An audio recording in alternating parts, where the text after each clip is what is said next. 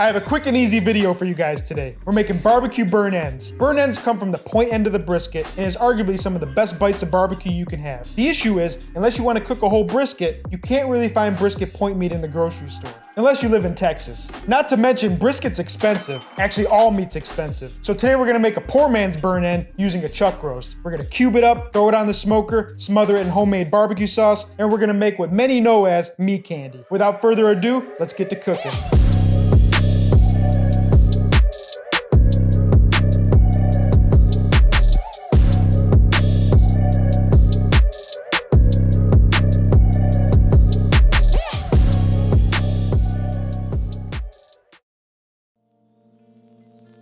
Alright, so poor man's burn ends. These little cubes of beef are tasty, tender, covered in barbecue sauce, and extremely easy to make. We're going to start by getting a 3 to 4 pound chuck roast. You want to get one that has a lot of marbling, as this is going to deliver the best results and be the most tender. The chuck roast that I have is decent. You're going to want to try and find one that has a little more marbling. This is just the one I had in my freezer that I need to cook. We're going to trim off the excess fat, then slice into 1.5 inch steaks if you will. What I like to do is break the beef down into 1.5 inch cubes, keeping in mind they're going to shrink a little bit. Some people actually just like to cook the chuck roast whole and then they'll cut it up later. When you do that, you have to re-season halfway through the cooking process to develop the bark on the little cubes. Also, make sure you save the trim as you can grind it up into burgers later on. Now we're going to season the beef with salt, pepper, garlic powder, onion powder, and paprika. Toss and mix all that together until all the seasoning is evenly coating each piece of meat. Next, we're going to take a baking sheet lined with foil and place a wire rack on top. Place each piece of meat on the wire rack about 1/2 inch apart. If you're cooking a 3 to 4 pound chuck roast, you're likely going to need 2 wire racks for this recipe. Place the second wire rack on top of the beef or on a separate baking sheet and repeat the process. Now we're going to let the beef cubes hang out in the fridge while we fire up the smoker. Today we're using our offset smoker, but you can use your pellet grill or electric smoker as well. We're going to fill the chimney with lumped charcoal and light some fire starters. I highly recommend you guys use a chimney and some fire starters. It makes life a lot easier. Once the charcoal is lit, we're going to dump it in the firebox and use some cherry and hickory splits for some smoke and flavor. To make the cooking process easier, I recommend using a digital thermometer at grate level so you can monitor the temperature closest to the meat. Also, by adding a water pan, we'll add some humidity to the cook chamber and help prevent the meat from drying out. Now we're going to close down the smoker and let it get up to temp.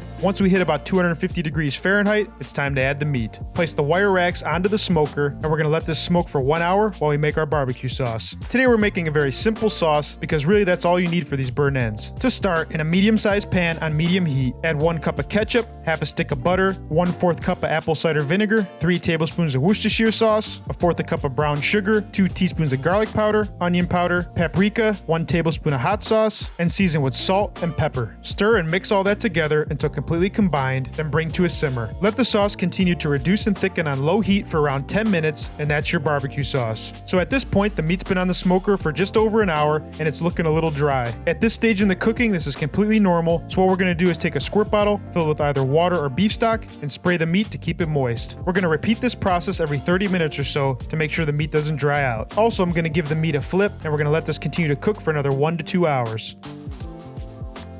So now at this point, once the meat is reading about 160 degrees Fahrenheit internally, we're going to pull them off and throw them in a foil pan. Next, we're going to spray the beef with a little water or beef stock and add a little bit of our barbecue sauce. Toss all that together until evenly combined. The goal here is to speed up the cooking process. We want to get the meat up to 195 to 205 degrees Fahrenheit. Cover the pan with some tin foil nice and tight, and then we're going to place it back on the smoker for about another 1 to 2 hours.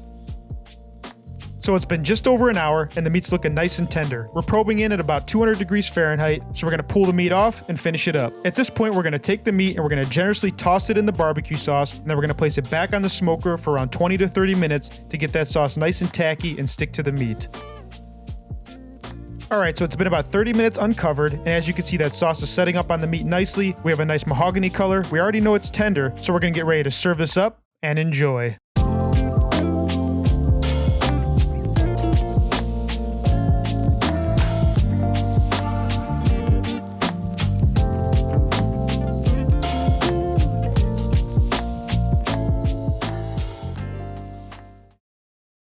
There you have it, we made poor man's burn ends. Perfect to satisfy that brisket craving on a budget or to serve as an appetizer at your next party. Leave me a comment, let me know what you want to see me cook next. If you enjoyed this video or you learned something, give me a like, subscribe. I'll see you in the next video. Peace.